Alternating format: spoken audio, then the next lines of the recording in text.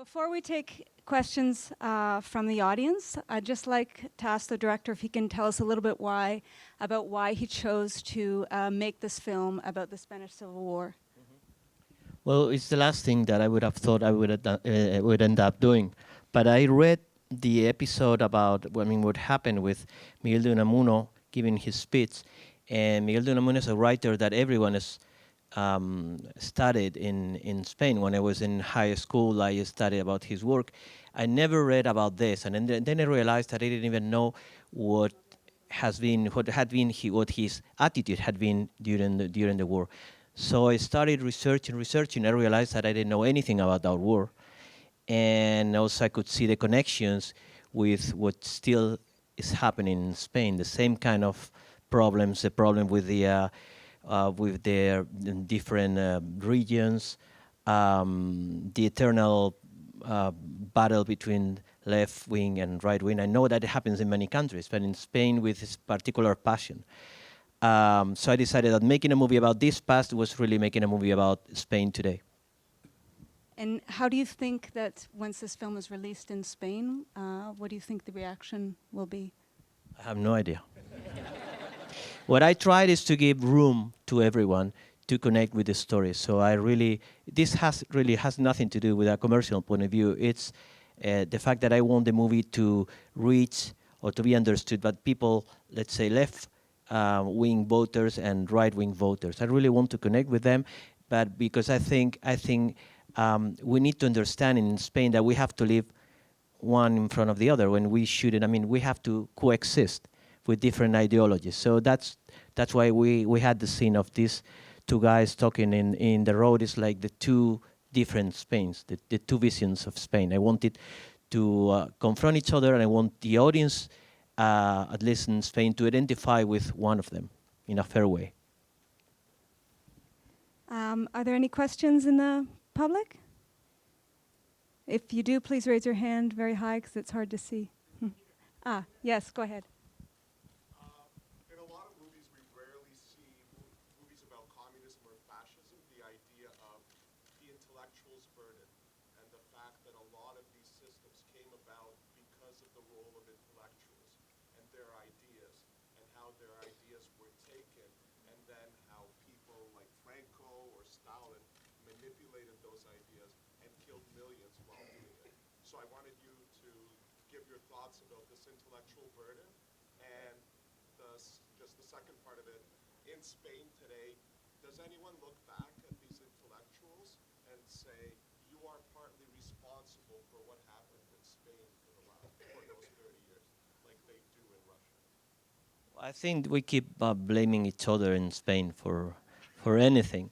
But yeah, it was interesting when I read about Unamuno, that expression, the way it had been used by Franco's people, and also now in the that we have a kind of an unstable government right now. We might have elections in a month, and there was a very intense debate at the Congress, and the guy who represents now the extreme right party used Unamuno's words, "You will conquer but won't convince." He used his own words as a weapon against the other guy who used them in this other way. So you can see how they can use actually the same intellectual ideas on their benefit.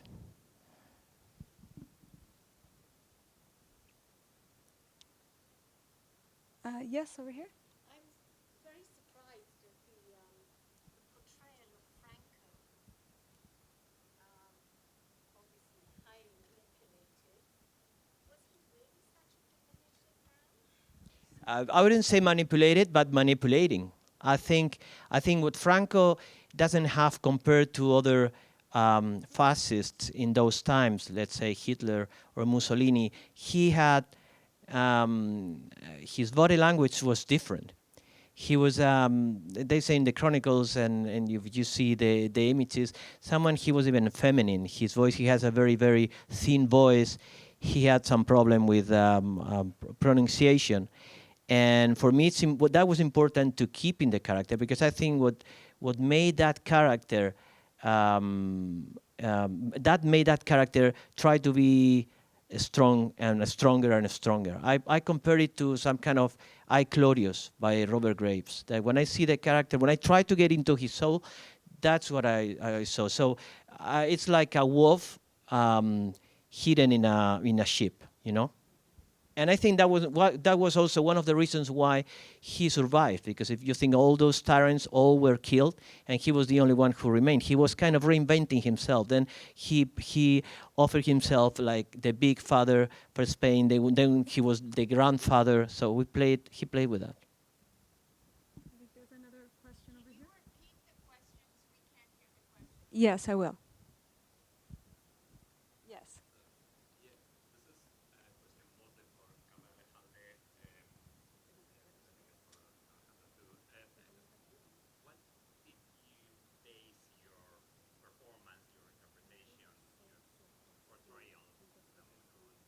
What?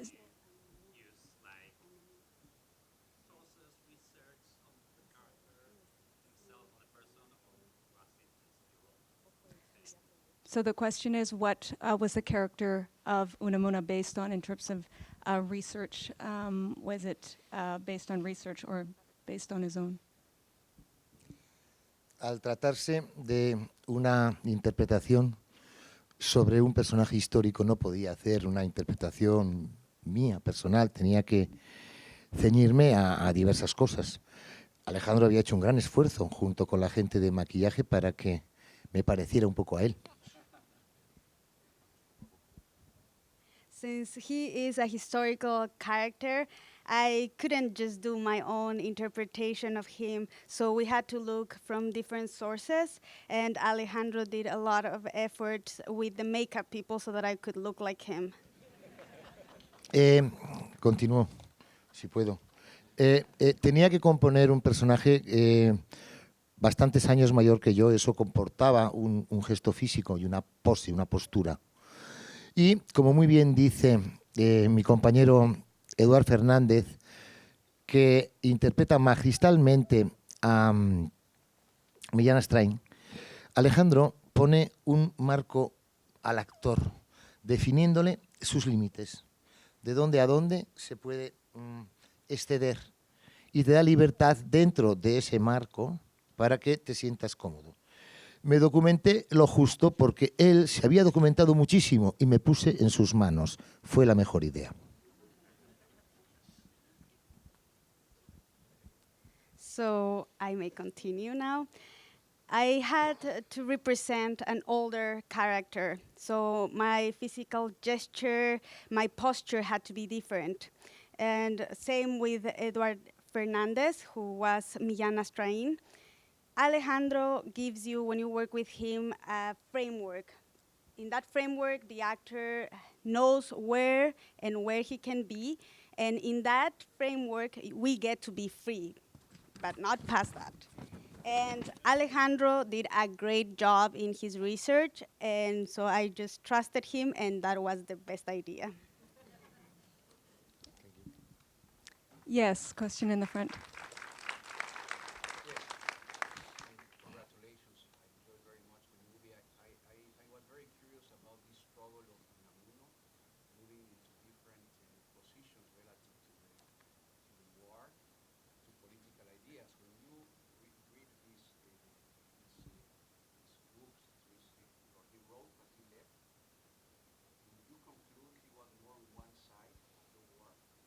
So the question has to do with Unamuno's position in terms of the war, and asking the director if when he reads Unamuno's works, would he conclude that he was on one side or the other?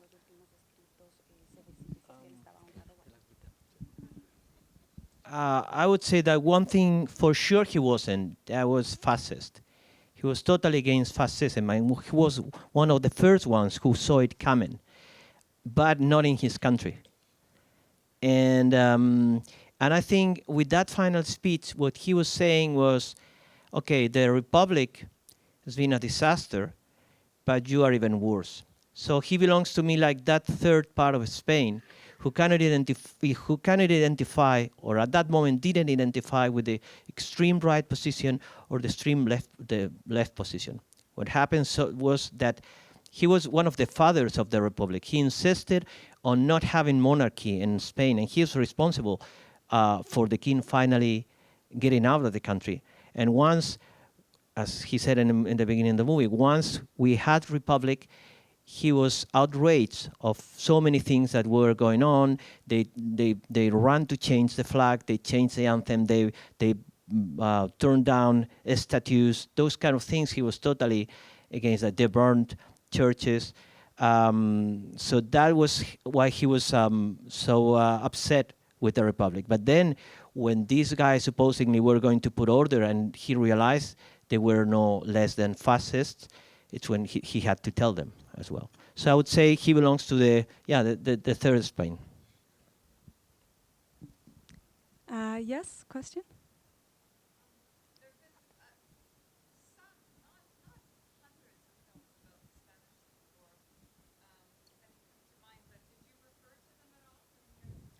So let me repeat the question. So there have been some, but not hundreds of films about the Spanish Civil War, and if you refer to them. To be honest, I try to be, I've seen, I guess, all the important ones, but I try to stay as clean, as fresh as possible. As I said before, I wanted to give room to the audience, and I made sure that, of course, I had my position, I had something to say with the movie, but I didn't want to be the movie to be to play victim in one side. I wanted to be fair with both sides. Okay. Yes?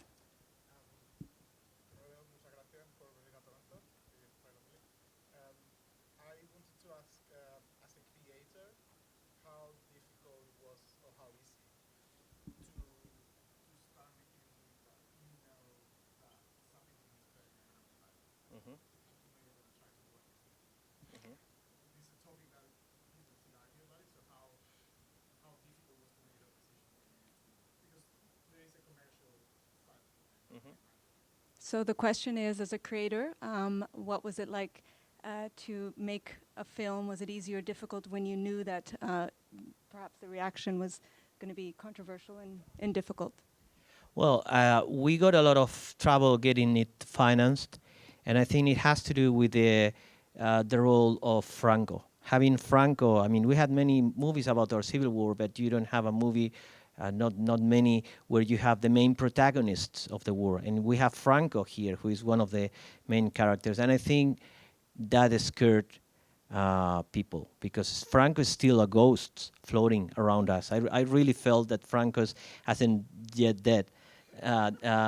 Sorry, but I truly think, maybe I'm naive, but I think the movie is gonna connect with audiences, with big audiences in Spain, because, as I said, it's not only about our civil war. I think it's a movie about Spain. And one thing that I presume is going to have a big impact in Spain is when we show our symbols in front of the audience.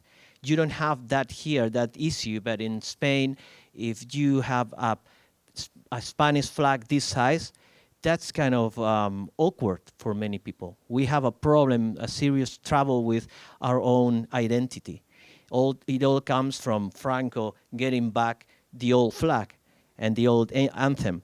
So I think those kind of things, the moment of the soldiers singing, I didn't know, they don't even have a single lyrics for the song. That scene is, I think, is going to have a big impact in Spain. So I truly think we're going to have a success. I don't know. Last question, yes? If you were to make a modern film about the split between the left and the right in Spain, would it be very popular, or would it be very difficult to finance? And would your actors like acting in such a film? And would you like writing such a film? Mm-hmm. So the question is, if he made a modern story about the split left-right in Spain, would it be a success? Would the actors want to participate in it? And would you want to write such a film? What I would think that anything that is not a comedy right now in Spain, a Spanish movie, is a challenge. Almost a miracle getting something produced that is not a comedy. Yeah, I don't know. I'd never thought I would end up doing a political movie. I don't know how I ended up doing this, but I guess I'm a citizen, and I have every morning when I walk out my dog at the park, I'm with this bunch of retired gentlemen, and one is very leftist, the other guy is Franco, and they're discussing every morning about politics, and I in the middle of that. So somehow I've been forced to talk about this. So and basically, we have to understand that we have to live together. And the guy who lives next to you might not vote the same you vote, and that's it. That's the principle of democracy. Wonderful.